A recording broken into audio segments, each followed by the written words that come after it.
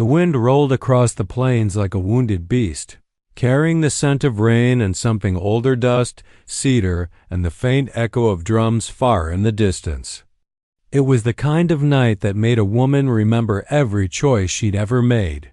Mae Donovan sat by the dying fire outside her cabin, a blanket wrapped around her shoulders. The last light flickered on her face, revealing the fine lines of worry carved from years of surviving alone on the edge of Arizona territory. 30 wasn't old by most standards, but in the West, life burned fast and left its mark early. Her husband, Eli, had been gone 3 years, killed by outlaws near the mining trails. She hadn't cried for him in months, though sometimes she still heard his voice in the wind, whispering through the cottonwoods. The loneliness was its own kind of hunger, sharp and unrelenting. That night, her horse, Dusty, began to stir in the corral. The old gelding lifted his head, ears twitching toward the dark hills. Mae tensed, her hand sliding instinctively to the rifle beside her chair. Out here, a woman learned fast hesitation could be fatal. A shadow moved beyond the firelight, tall, silent, human. "Who's there?" she called, her voice steady but low. The figure stepped closer, slow and deliberate. The flames caught his face for just a heartbeat, bronze skin glinting beneath streaks of mud and blood, black hair hanging loose over his shoulders. He was an Apache, and not just any wanderer. He moved with the quiet grace of someone who had lived too long in the wilderness. "I mean no harm," he said, his English broken but clear. "I need rest." Mae kept the rifle leveled, but her heartbeat was already a thunder in her ears. She had heard stories white women warned never to speak, never to trust. But something in his eyes, dark and hollow with exhaustion, made her hesitate. "Who's after you?" she asked. He looked toward the hills, the muscles in his jaw tightening. "Soldiers," he murmured. "They saw me with fire. They shoot first." Mae's fingers loosened on the trigger. The government patrols had been hunting Apache bands for months now. One wrong move and a man could vanish under a rain of bullets, guilty or not. She studied him carefully. His left arm hung at an odd angle. Blood had dried along his sleeve. He looked half dead, and the night was only getting colder. "Sit down by the fire," she said finally. "But if you touch that rifle leaning by the post, I'll shoot you where you stand." A ghost of a smile touched his lips. "I believe you." He sank to the ground across from her, his movements slow, pained. For a while neither spoke. Only the wind filled the silence, tugging at the flames. She passed him a tin cup of water. He accepted it with both hands as though it were sacred. "What do they call you?" she asked after a long pause. He stared into the fire. "Talon." Mae nodded, still wary. "Mae Donovan." He looked up then, and in the glow she saw more than weariness, something raw and haunted, something she recognized. A grief that mirrored her own. "You live alone?" he asked. "I do. It's not safe." "I've managed," she replied sharply, though a flicker of warmth stirred in her chest. No one had said those words to her in years, not out of concern. Rain began to fall, soft at first, then steady, drumming against the tin roof of her cabin. She gestured toward the door. "You can stay in the barn till morning. There's hay, and it's dry." He hesitated, then nodded. "Thank you." As he rose, his legs buckled. Without thinking, Mae reached out and caught his arm. His skin was fever-hot beneath her touch. "You're burning up," she muttered. "You'll die out there if I don't fix that wound." Their eyes met hers, cautious, his unreadable. Then he gave a slow nod. Inside the cabin, the air smelled of pine and kerosene. Mae lit a lamp and motioned for him to sit at the table. As she cleaned the blood from his arm, he didn't flinch. "You should rest," she said quietly when she was done. He met her gaze once more, voice low as thunder. "If I sleep, they may come." Then I'll keep the lamp burning, Mae said. Outside, the storm broke in full. Inside, the silence between them deepened, charged, uncertain, alive. That was the night it began.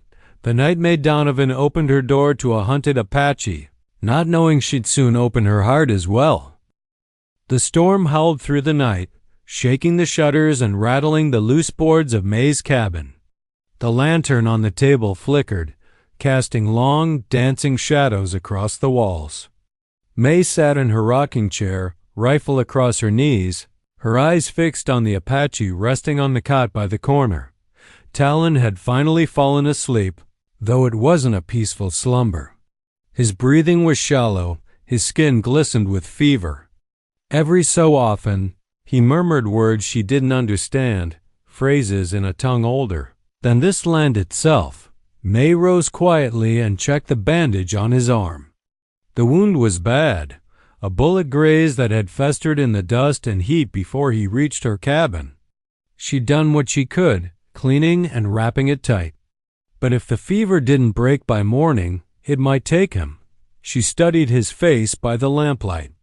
The lines of hardship were carved deep, not from age, but from battles fought, from a life of running and loss. His chest rose and fell, powerful even in weakness. There was something about him that unsettled her, a presence that made the cabin feel too small. When lightning flashed through the window, she saw the storm-blurred hills beyond. Somewhere out there, soldiers rode under the same sky, rifles ready. Convinced that killing men like him made the territory safer, Mae poured herself a cup of coffee and sat by the window, eyes heavy with fatigue.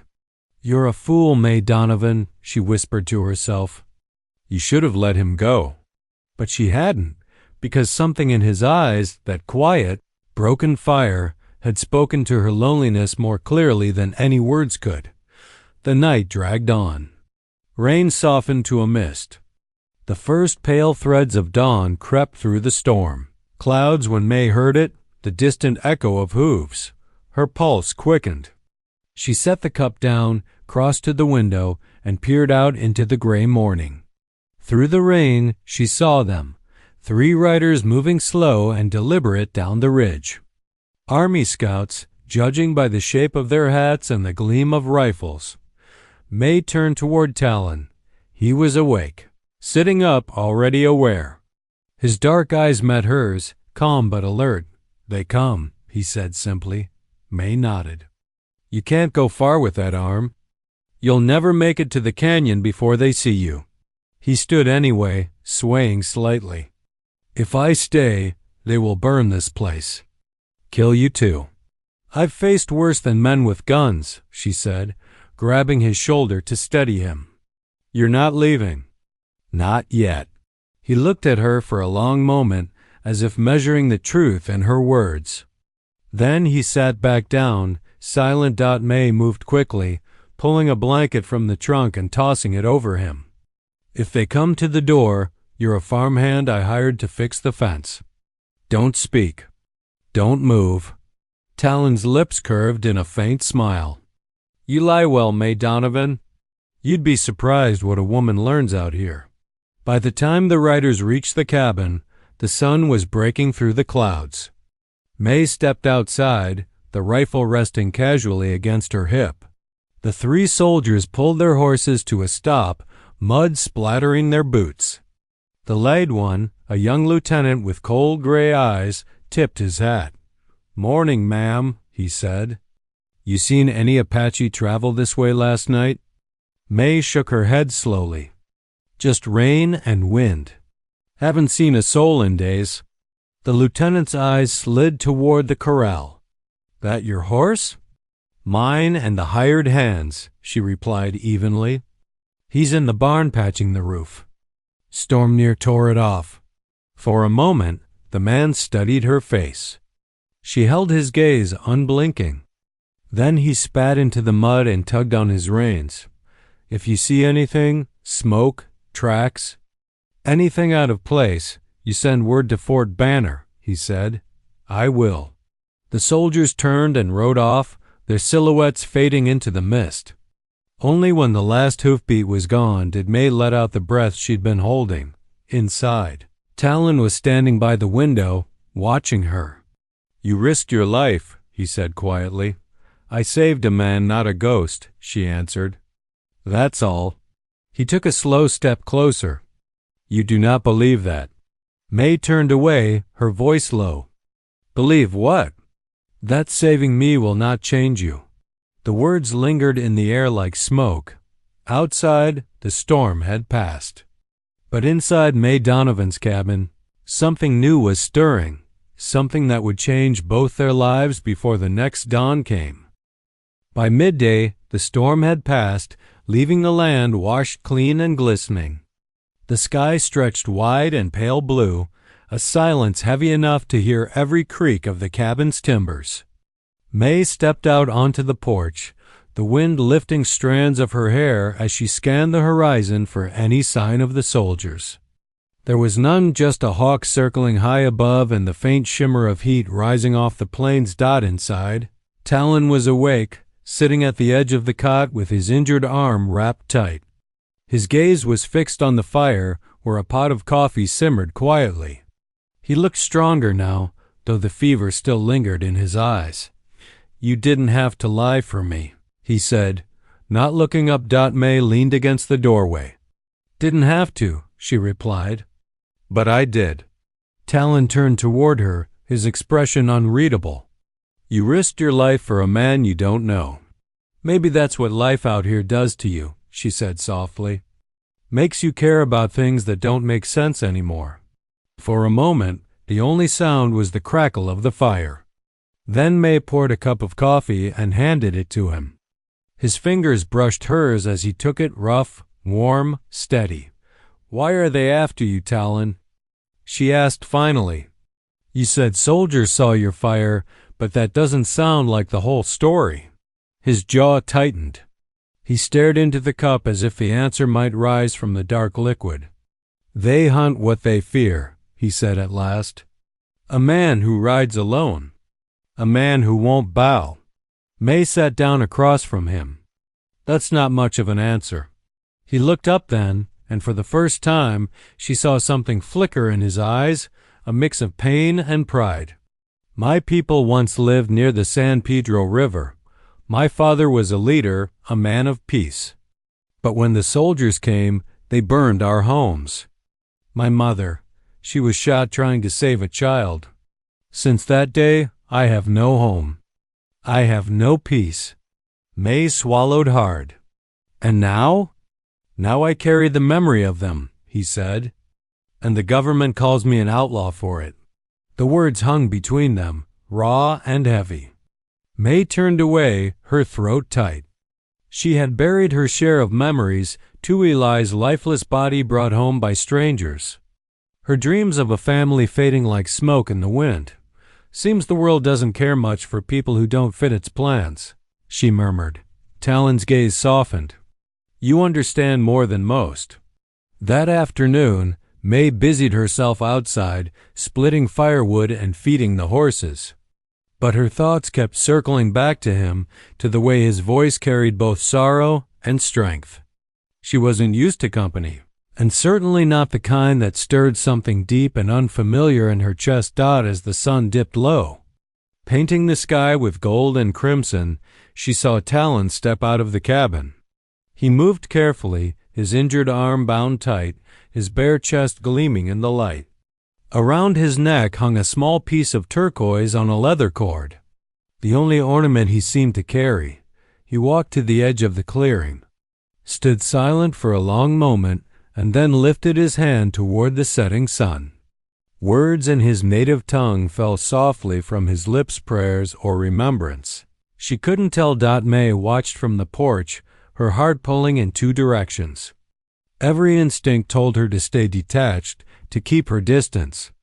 But something about his presence, the quiet dignity, the way he carried his pain, made it impossible to look away. When he returned, dusk was settling in. The air grew cool and the crickets began their nightly song. "You prayed," Mae said quietly. Talon nodded. "For those who cannot." She hesitated, then asked, And who prays for you, Talon? He looked at her, his dark eyes glinting in the lamplight. No one. Until now? Mae felt the weight of those words settle deep within her. She turned quickly toward the stove, pretending to busy herself with supper, though her hands trembled slightly. Later, they ate in near silence, the air thick with unspoken things. When she rose to douse the lantern, Talon spoke again. "Mae Donovan," he said softly, "you saved my life. But more than that, you gave me reason to stay breathing." She froze, her back to him. "Don't thank me yet," she whispered. "The soldiers will come again." "They always do." "Then let them come," he said, his voice low and calm. "I will not run this time."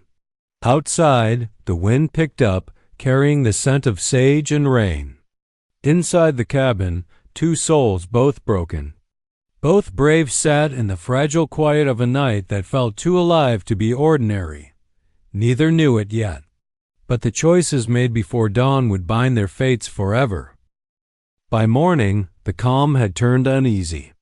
The world outside Mae's cabin looked the same golden light across the mesas, the same wind whispering through the sage, but inside, something had shifted. Mae could feel it in her chest like the tightening of a knot. Talon had risen early. He stood near the barn, fixing the fence with one good arm and quiet determination. Every movement he made was measured, efficient. Mae watched from the porch, coffee cup in hand, her eyes following the long strands of his black hair glinting under the sun. For a man who had nearly died 2 nights ago, he looked almost unearthly now, strong, composed, but burdened. There was a stillness in him that reminded her of a caged storm. She stepped down into the yard. "You shouldn't be working that hard," she said. "I heal faster when my hands are busy," he replied, tying a new strip of wire with his good hand. "Rest is part of healing, too." He looked at her, a faint smile playing at his lips. "For some." Mae opened her mouth to argue, but before she could, the sound of a horse carried across the plain. It was faint at first, then clearer, a single rider coming up the trail. Mae's heart skipped. Visitors were rare and rarely good news. Talon heard it too. He froze, eyes narrowing, body tensing like a predator catching scent of danger. Mae turned toward him. "Go inside, now." Without a word, Talon slipped into the barn, moving silently through the shadows. Within seconds he was gone from sight. Moments later, the rider came into view, a tall man in a dust-stained duster coat and a dark hat pulled low. His horse was tired, its flanks streaked with mud. As he approached, Mae recognized him and felt a wave of unease. It was Sheriff Conrad Wells from the town of Dry Creek, man who never came this far unless he had reason. "Morning." "Mae," the sheriff called, tipping his hat as he reined in his horse. "Fine day for mending fences." Mae forced a smile. "Morning, Sheriff. What brings you out this way?" He dismounted slowly, his boots crunching against the dry earth. "Army scouts passed through Dry Creek at dawn. Said they were tracking an Apache fugitive, dangerous man, they said. Thought I'd make sure everything's all right out here. A woman alone can't be too careful." Mae's grip on her coffee cup tightened.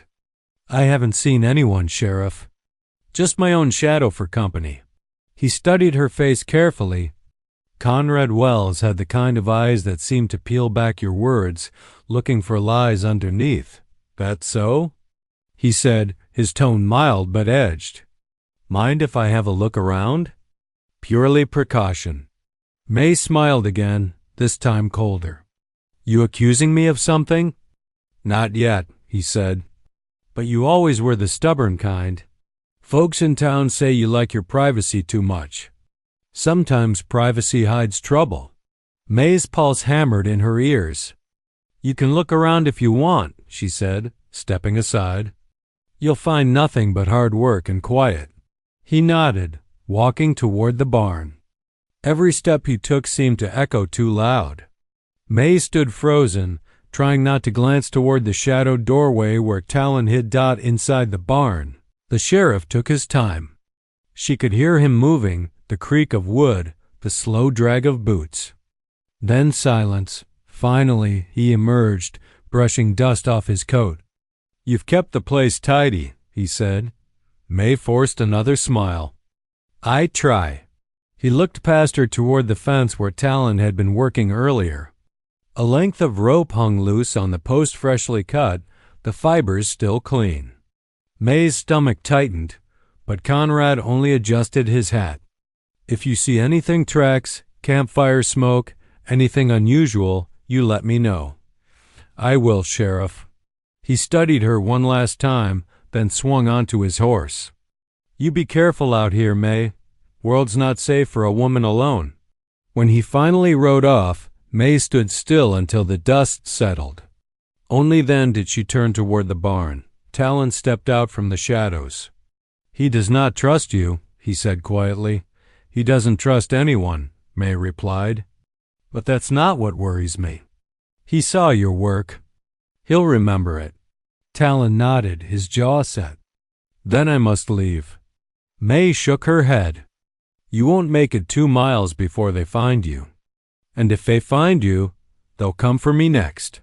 He stepped closer, his voice low. "You would risk that?" She looked up at him, her breath catching. "I already did." For a moment, neither moved. The wind stirred the dust between them, carrying the faint scent of cedar and sweat. Then Talon spoke, his voice like distant thunder. "If I stay, you will be in danger. But if I go?" Mae's eyes met his. "Then you'll die." Outside, the horizon shimmered in the heat, the world caught between peace and war. And somewhere beyond the ridge, soldiers were already circling back toward Dry Creek. The storm was coming again, this time not from the sky, but from men with guns. The rain began as a whisper, a soft patter on the roof that grew into a steady rhythm, washing over the dry land like a long-forgotten blessing. Inside Mae Donovan's small cabin, the air was thick with tension. The storm outside seemed to echo the turmoil inside her heart, a woman caught between duty, fear, and something far more dangerous. Mae sat at the table, staring into the flames licking the edge of the fireplace. The sheriff had left hours ago, but his words still echoed in her head. "If you're hiding anyone, Mae, I'll know. And when I do, there won't be mercy." She hadn't looked him in the eyes when he said it. She couldn't, because behind the barn walls Taza, the Apache warrior she had risked everything to hide, was still there, silent as a ghost, strong as the mountains he came from. A sudden creak from the back door made her spin around, hand reaching for the rifle leaning near the wall. But it wasn't an intruder. It was him. Taza stepped inside, his broad frame filling the doorway. He was shirtless again, the firelight glinting off the water dripping from his skin. His long black hair hung heavy with rain, and his tribal necklaces of bone and turquoise glowed faintly in the warm flicker of the fire. For a moment he didn't speak, just watched her, his dark eyes unreadable. "You shouldn't be here," Mae whispered. The sheriff came again. "He's suspicious." Taza's voice was low, calm, yet it carried the gravity of stone. "He already knows something. You're not safe if I stay." Mae rose slowly, her heart pounding. "You think I care about me?" "I care about what they'll do to you." He took a step closer. The rain's roar outside grew louder, drowning out the sound of her breath. "You saved my life. That is a debt I can never forget. But if they find me here, they will destroy your home. They will call you a traitor." Mae looked away, tears forming. "Maybe I already am," she said softly. For the first time, Taza's expression changed, a flicker of pain or maybe understanding. He stepped closer, the distance between them vanishing. She could feel the warmth of him, the wild scent of rain and smoke on his skin. "I have fought many battles," he said quietly, "but this one, I do not know how to fight. Mae met his eyes. Then maybe you don't have to fight this one. A flash of lightning illuminated the cabin, followed by the crack of thunder. The storm had reached its peak, yet inside, the air was stiller than ever. Taza's hand rose slowly, hesitantly, as though he feared even touching her would break something sacred. When his fingers brushed her cheek, Mae felt the world blur away. No soldiers, no prejudice, no town ready to burn her down for helping him. Just the two of them, caught in the eye of something they couldn't name. I will leave at dawn, he murmured. You have already done too much. Mae shook her head, clutching his hand. If you leave now, they'll hunt you. You won't make it far in this weather. Taza's gaze softened. I have lived through worse storms. The words were brave, but Mae could see the exhaustion in his face, the healing wounds on his side, the faint tremble in his hands. She moved closer, guiding him toward the fire. Sit down, she said gently. At least until the rain stops.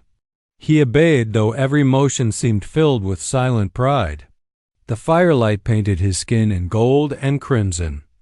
Mae found herself kneeling beside him, wrapping a rough wool blanket around his shoulders. For a long while, neither spoke. The only sound was the rain drumming against the roof and the low crackle of the fire. Then Taza broke the silence. You are not like them, he said. Your eyes do not carry hate. Mae smiled faintly, though it didn't reach her eyes. Maybe I just see things they don't. He turned toward her, his voice softer now. And what do you see? She hesitated. A man who didn't deserve what they did to him. Their eyes locked, and for a heartbeat, the distance between their worlds vanished. Outside, thunder rolled across the valley. Inside, a fire burned brighter than any storm. Mae didn't know what tomorrow would bring. The sheriff's return, the town's judgment, or something worse. But as she watched Taza's weary form beside the flames, she knew one thing for certain. Whatever storm was coming, she would face it with him, even if it meant losing everything. The rain had stopped before dawn, leaving the earth soaked and steaming under the first pale light of morning. Mist clung low to the ground, and the air was thick with that strange silence that follows a storm, the kind that feels like the world is holding its breath. Inside the cabin, Mae Donovan awoke to the faint creak of the floorboards. The fire had burned low through the night, only embers now glowing softly. She turned her head toward the sound. Taza was standing near the door, his broad back turned toward her, his long black hair hanging damp and wild down his spine. He had dressed, or rather, wrapped himself again in his worn buckskin trousers and boots. His chest remained bare, still gleaming faintly in the weak light. The tribal necklaces at his throat caught the dawn, glowing like relics of another world. Mae sat up quickly, clutching the blanket to her chest. You're leaving, she said quietly. It wasn't a question. Taza didn't turn. The storm has passed. The soldiers will ride soon. If they find me here, they will burn this place to the ground. Mae rose, the blanket falling away, her nightdress soft against her skin. You think I care about the cabin?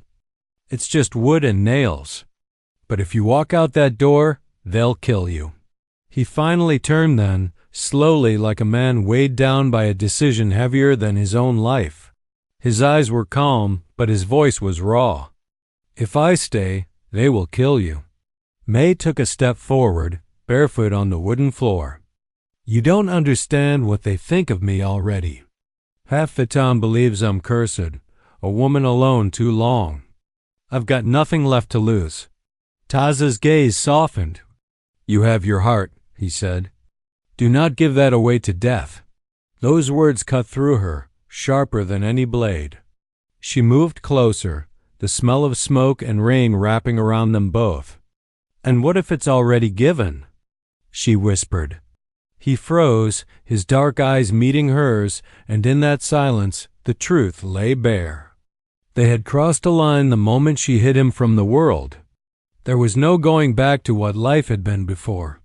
Taza reached out then, slowly, reverently. His fingers brushed her cheek, tracing the damp strand of hair that had fallen loose. "In my tribe," he said softly, "we believe the spirits tie two souls with an invisible cord. Even when the world pulls them apart, the bond never breaks." Mae blinked back tears. "Then stay. Let the spirits decide the rest." But he shook his head. "You have already risked everything. I will not bring more danger."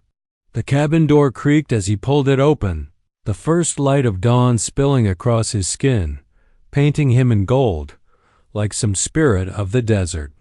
Mae's voice broke behind him. "Taza." He paused. "I can't let you just walk away." The sound of distant hooves echoed faintly from the valley below. Soldiers, maybe the sheriff himself. They were coming. Mae ran to him, grabbing his arm. "It's too late. If they find you out there, they'll shoot you before you reach the ridge." Taza's jaw tightened. "Then I will fight." "No." Her voice was fierce now, trembling with fear. "Not this time." She turned to the back of the cabin, her hands moving fast. She pulled an old coat from a hook and thrust it toward him. "Put this on. Take the trail behind the creek. It leads to the canyons.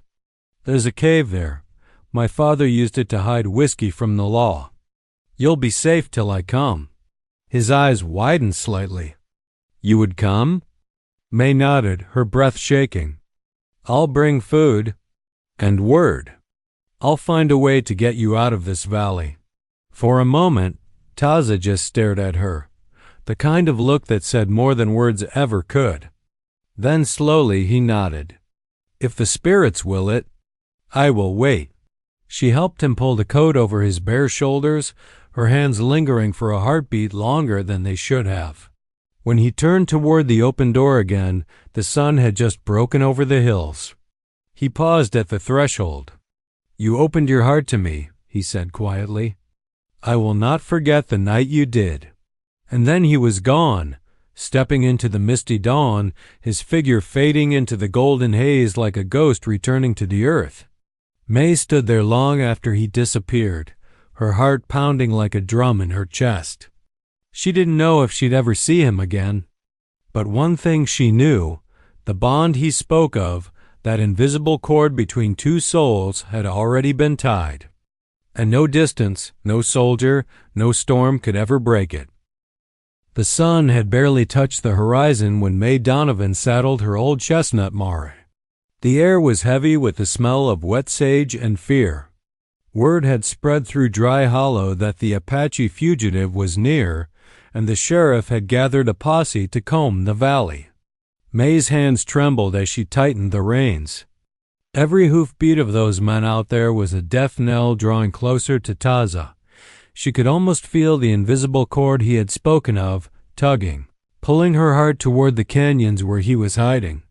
By the time she reached the ridge, dusk was falling again. The trail was narrow and silent, save for the rustling of the wind through the pines. Mae guided the mare down the slope until she saw it, a faint light flickering from a small cave hidden beneath a ledge of stone. Her heart leapt. He was alive. "Taza?" She called softly. From the shadows he appeared, tall, proud, and fierce as ever, though weariness clung to his movements.